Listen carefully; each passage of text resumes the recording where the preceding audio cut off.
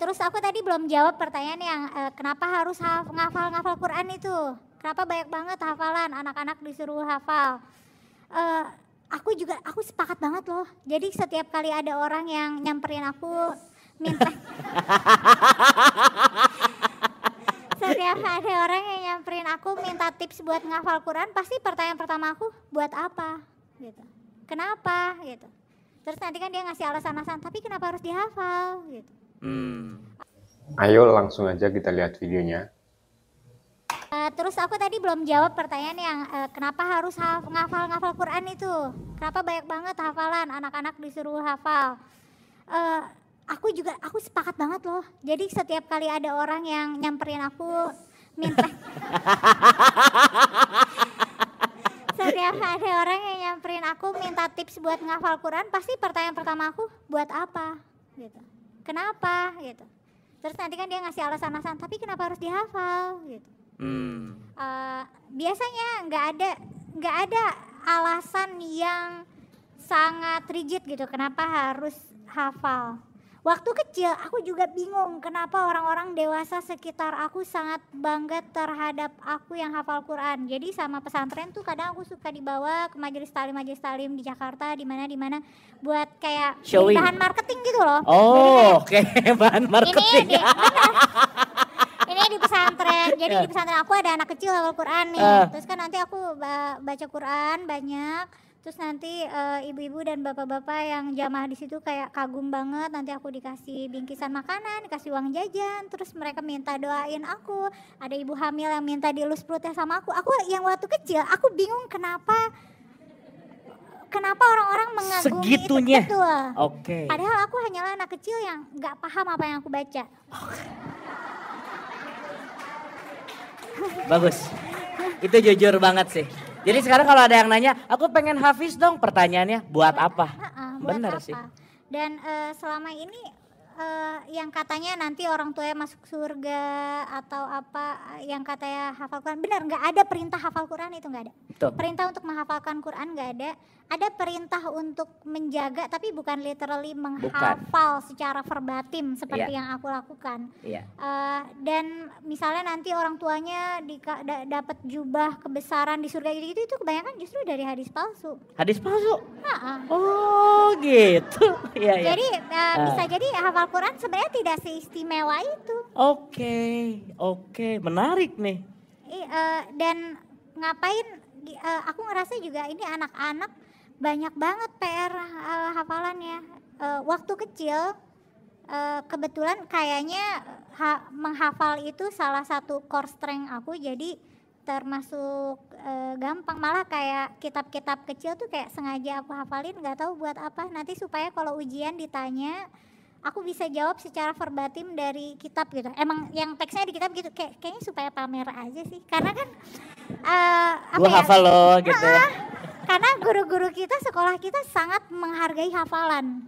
Yang mana padahal kalau secara level kognitif, hafalan itu adalah skill kognitif yang paling rendah. Karena kan menghafal itu membeo.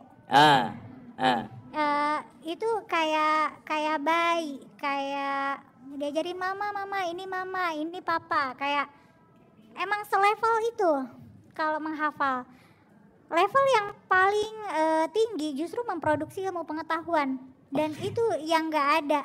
Kita belajarnya ngafal, habis itu belajar untuk ngutip sana ngutip sini, kayak seolah kita tuh nggak boleh punya pikiran sendiri gitu. Dan masalah memahami, kadang-kadang malah nggak paham.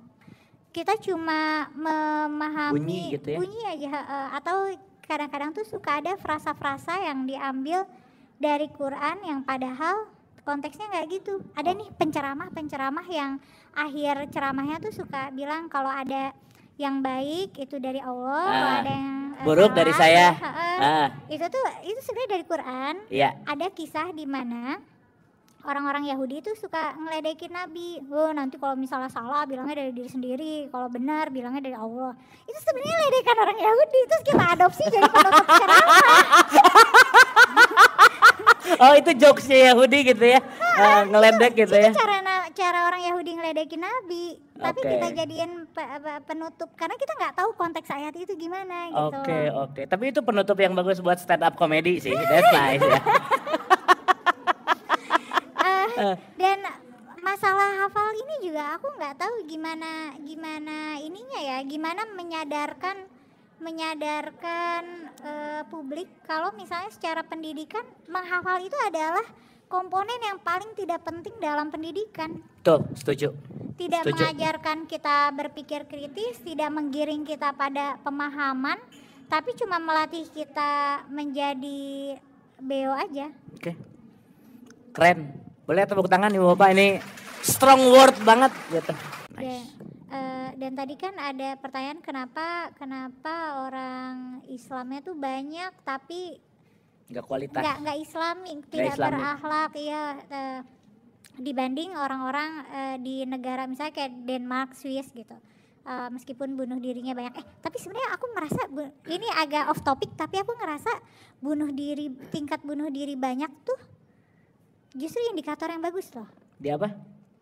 Indikator bagus. Kalau di sana, karena gini, yang tingkat bunuh dirinya banyak di Indonesia tuh kalau nggak salah Bali. Jawa Tengah. Bali juga tinggi. Dan biasanya yang bunuh diri itu adalah orang-orang yang sangat-sangat miskin. Jadi kejepit gitu loh, petani, guru, kejepit hutang, terus mereka bunuh diri. Sedangkan orang-orang kayak di Swiss, di Denmark, di Finland, mereka bunuh diri itu voluntary. Mereka tahu mereka bunuh diri difasilitasi negara, maksudnya mereka bisa daftar untuk Eutanasia misalnya.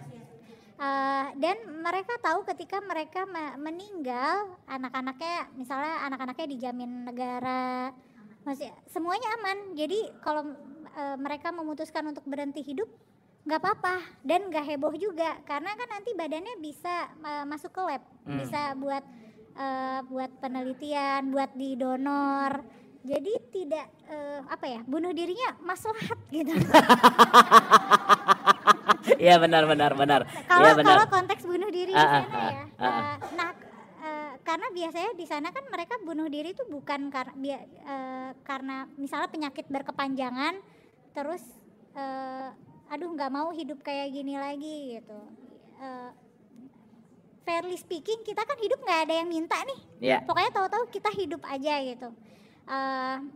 Mereka pengen berhenti hidup ya pilihan udah juga gitu. Maksudnya kalau secara etika di sana udah selesai gitu pembicaraannya. Kalau di sini mungkin agak lebih jauh ya. Jauh. Ngomongin itu. Yeah. Jadi mending nggak usah udah. Unlikely to happen. Nah, kalau tadi kenapa negara-negara di sana meskipun nggak Islam tapi Islami, sedangkan di sini enggak?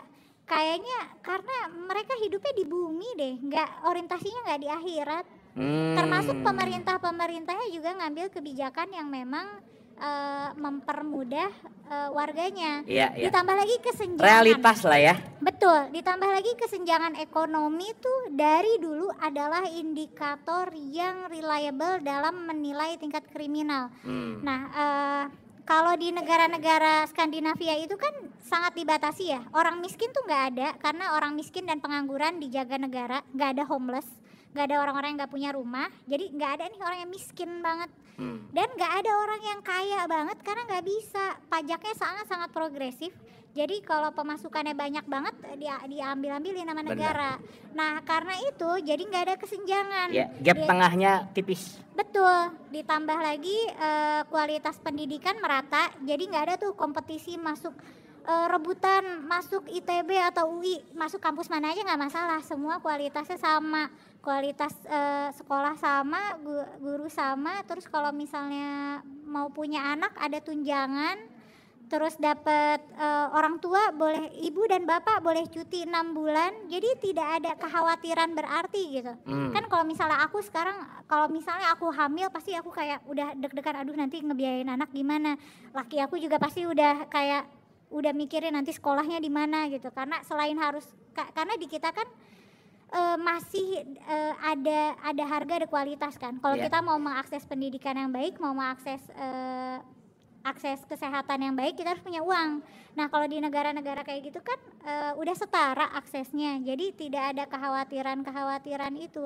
Kayak daripada agama, kayaknya karena sistem bernegara di sana udah lebih bagus deh. Sementara di sini tuh kalau lagi kampanye, pilih saya insya Allah masuk surga gitu ya. Masih gitu. Dan karena itu masih dipakai, bisa jadi itu masih efektif ya nggak sih? Iya, iya efektif. Oke sih. Tuh. Iya. PR-nya banyak berarti ya. PR-nya banyak dan sebenarnya PR banyaknya nih sebenarnya di pemerintah sih. Karena dulu tuh waktu Islam lagi berjaya, sebenarnya pemerintahnya yang bikin berjaya ya, meskipun golden age itu fairly speaking gak golden banget ya, maksudnya ya korupsi ada, ini ada ya nggak bisa lepas juga. tapi yang bikin oke tuh karena keputusan pemerintah, misalnya budget pendidikan gede, ngegaji gede guru-guru, penerjemah, dan bahkan orang-orang dari luar negeri yang membawa pengetahuan baru dan solusi baru buat masyarakat itu dirangkul gitu. Kalau sekarang kan di Indonesia talent terbaik keluar semua. Iya. Karena di sini nggak dihargai sih. Dalam. Oke, thank you. Oke, seperti itulah videonya. Sampai jumpa di video-video selanjutnya. Dadah.